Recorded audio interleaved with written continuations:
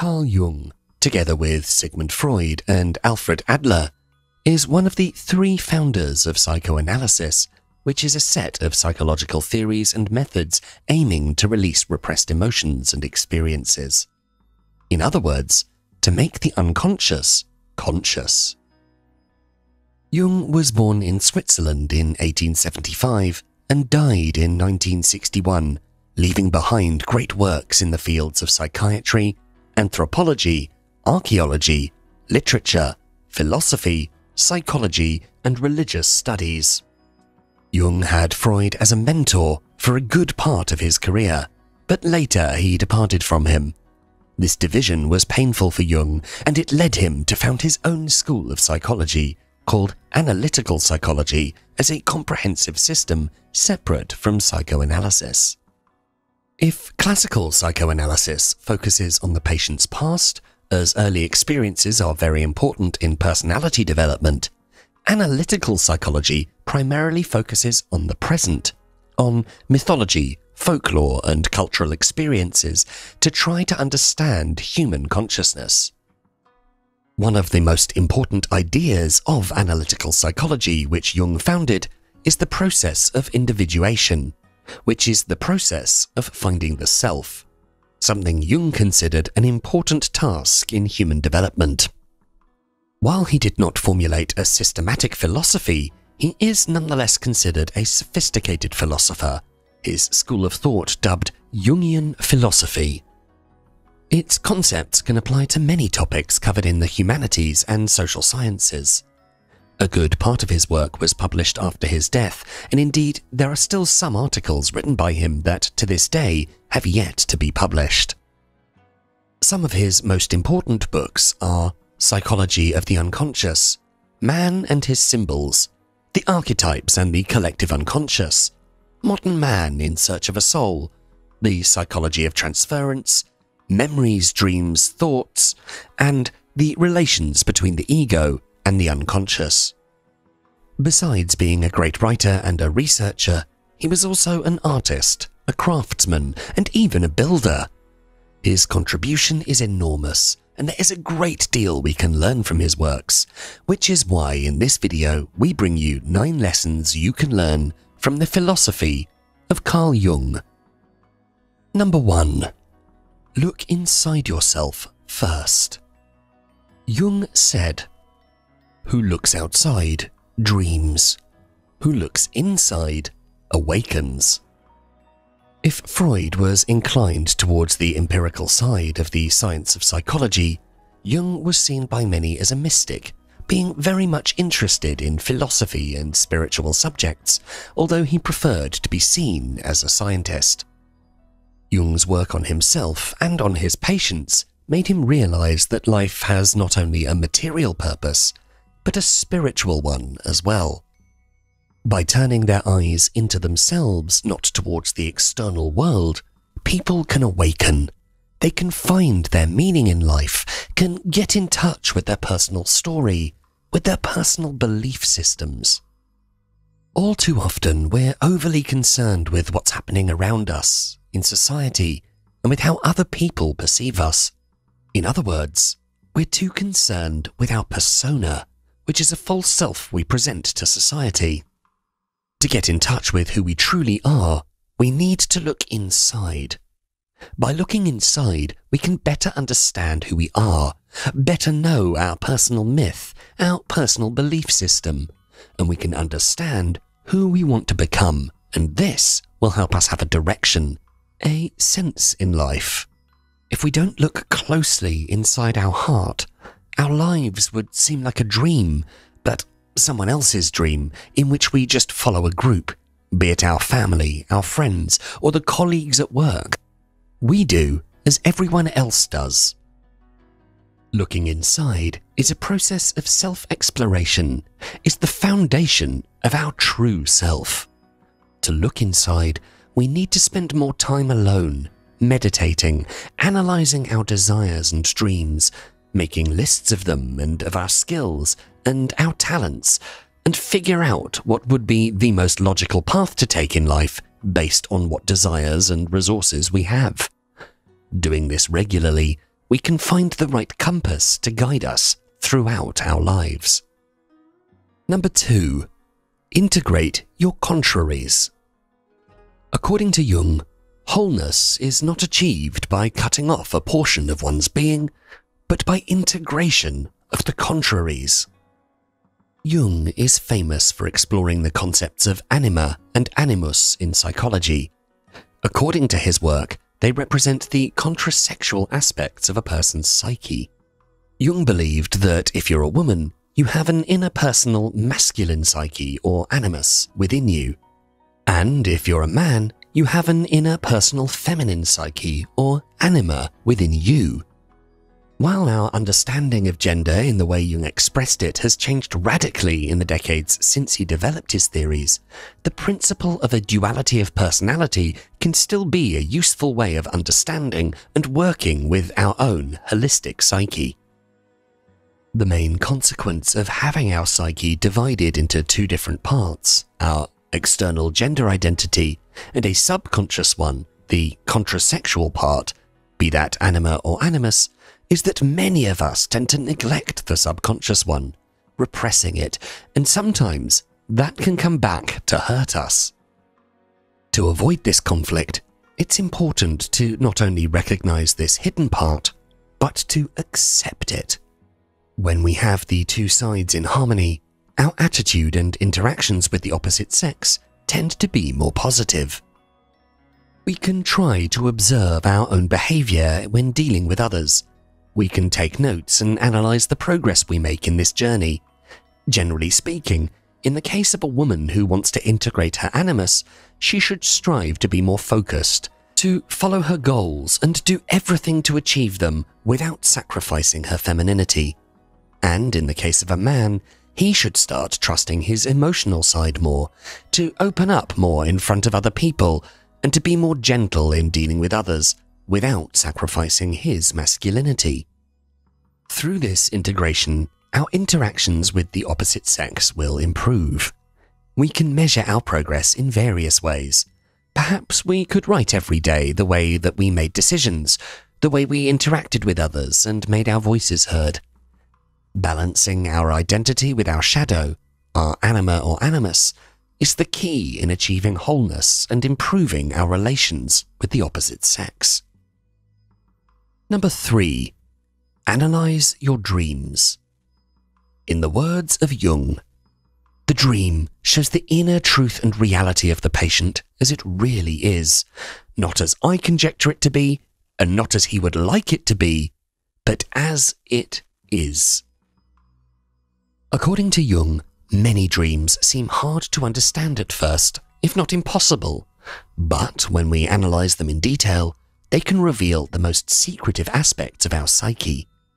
To understand them, to go deep into the complicated network of our subconscious, we need to break a certain resistance. And when we succeed in understanding them, we are often astonished at how such a silly dream can reveal the most important and serious problems from our psyche. Dreams speak to us in images, and they give expressions to instincts, the most elementary entities of our nature. Thus, dreams are sparks from the unconscious, revealing the inner reality of the person. They reveal the truth. And therefore, they're extremely important when practicing psychotherapy. Dreams can be analyzed by each of us, and not just in a psychotherapeutic context. To analyze your dreams, you first need to write them down immediately after you wake up. You can place a notebook and a pen near your pillow, so this can be the first thing you do in the morning. Then, when you've got time during that day, you can find a quiet place to reread your dream. Write down the key words in the text and make associations between them and your daily life. Maybe that cup of tea which appears in your dream is a present from a friend. If so, you might have unfinished business with that friend. After you make these associations, start writing the interpretation of the dream, connecting all the dots. Let's say, for example, that in your dream you were going towards the kitchen to find that cup of tea, but something happened outside your house.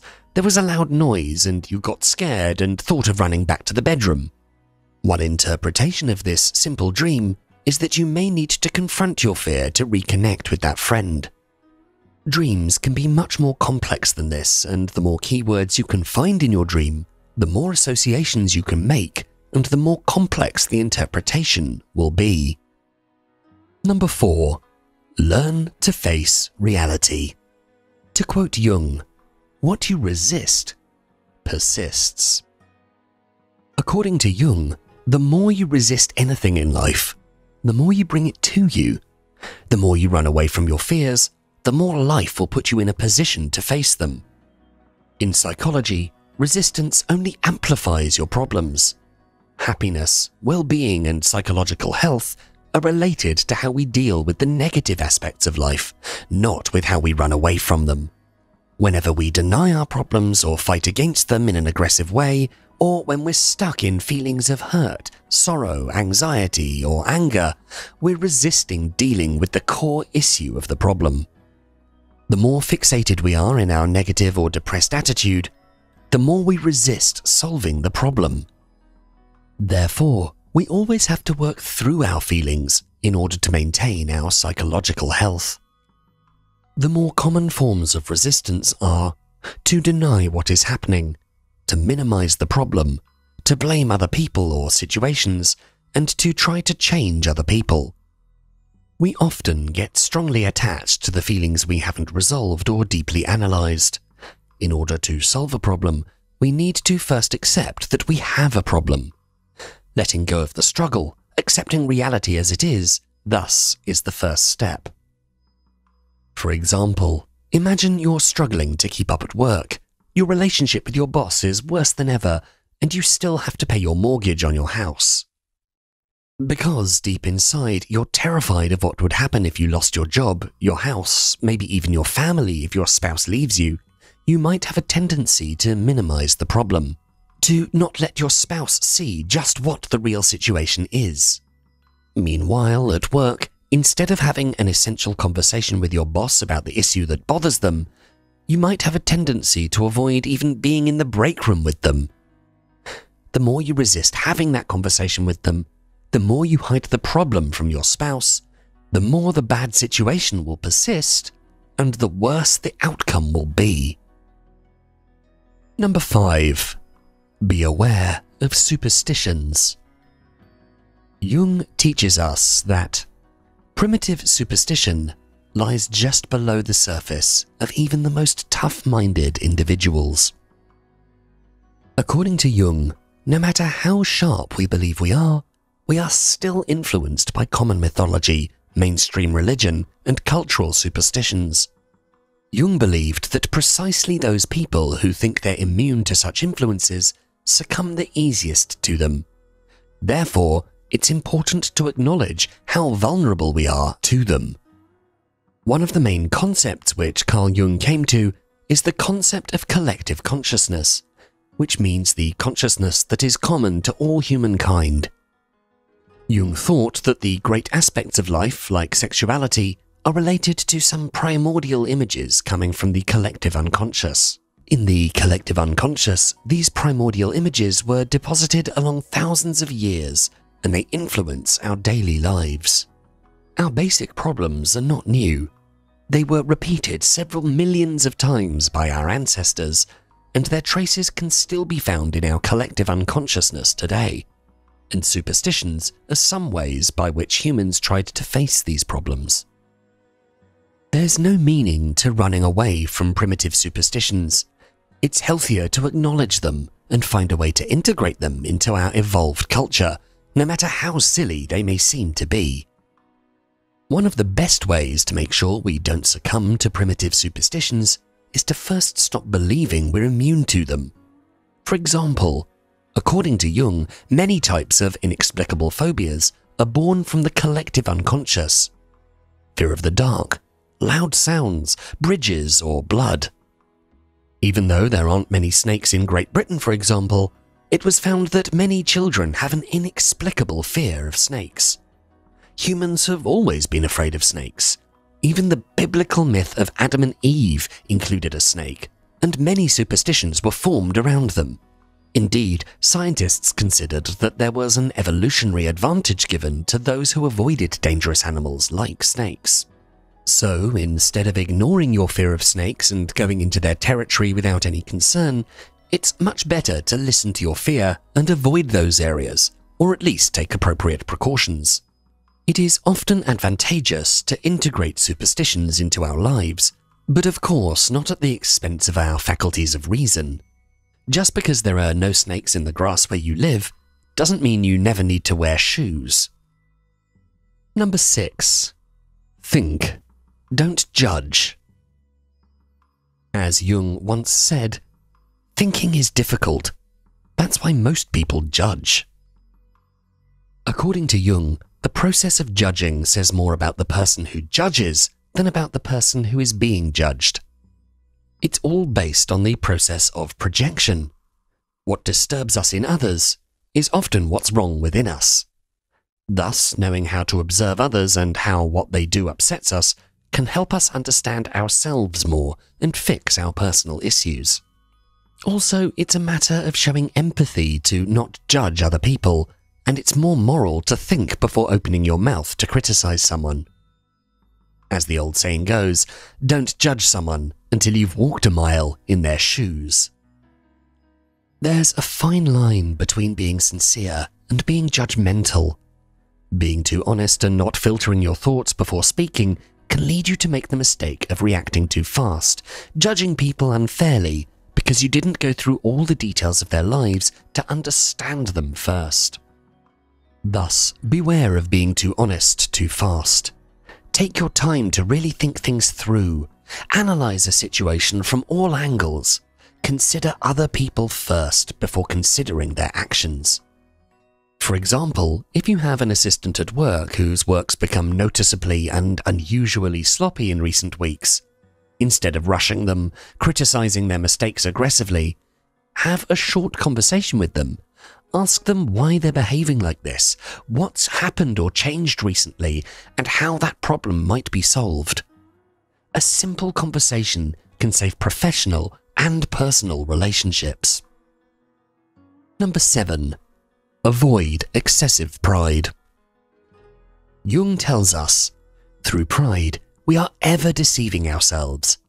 But deep down below the surface of the average conscience, a still, small voice says to us something is out of tune. According to Jung, we often fear looking inside ourselves, and we fear the hard work we need to do for self-growth. When this fear finds justification in the social context, like in our workspace or in front of our friends, then it's easy to get stuck in a certain behavior pattern to protect ourselves against this fear. One form of this self-protection is pride, which Jung sees as self-deception, preventing us from living an authentic life. As such, showing pride is oftentimes a sign of weakness, not of strength. Neurosis is often associated with having excessive pride.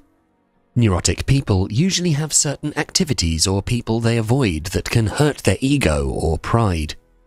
Sometimes they even avoid a certain career path due to pride. This avoidance happens automatically, without them even being aware of this tendency. For example, in spite of the fact that most of us love to draw or paint, we don't dare buy the necessary materials out of fear we're not now nor can ever be any good at it. We avoid painting simply because we don't want to see at what level our skills are, and we don't want to hurt our pride. We prefer to think that we don't have time to paint than to see that we're actually at the very beginning level and that we have a great amount of work to do in order to become an expert. Another example may be when we get stuck in a job out of the fear of starting the job hunting process and failing, as we might well find out that we can't get that dream job unless we develop more skills first. Pride prevents us from growing in any sector of life. To develop ourselves on all levels means to be more humble, to dare to face the reality that we're not as great as we think, and to start on working on improving ourselves. Number 8. Be eager to grow older. Jung wrote, "Life really does begin at 40. Up until then, You're just doing research. Carl Jung lived a long life and he enjoyed a stable family life, a very good financial situation, having a successful career, and achieving international fame. At the beginning, he was an apprentice of Freud, but later, and when he was around 37 years old, he departed from him, becoming an independent, focusing on his own school of psychology, analytical psychology. The moment of the breakup with Freud was when Jung published his work, Psychology of the Unconscious. From then, Jung walked on uncharted territory, and all his friends left him, except 2 colleagues. Around the same time, Jung left his medical post at Burghölzli, and he broke up with his famous mistress, who was also his research assistant. Thus, there was a lot of turmoil in Jung's life until he reached the age of 40. After that, Jung became an independent figure, following his own path, having his own psychological school. As Jung could find his way at 40 years old, so can each of us. Until 40 years old, we often walk on a path opened up by others. We learn from experts or mentors, and we're afraid to go sideways. Around 40, we reach the point where we understand how short life is and that we should do everything it takes to find our own voice, no matter the cost. Years old, we've just about lived half of our lives, and there are still so many possibilities ahead.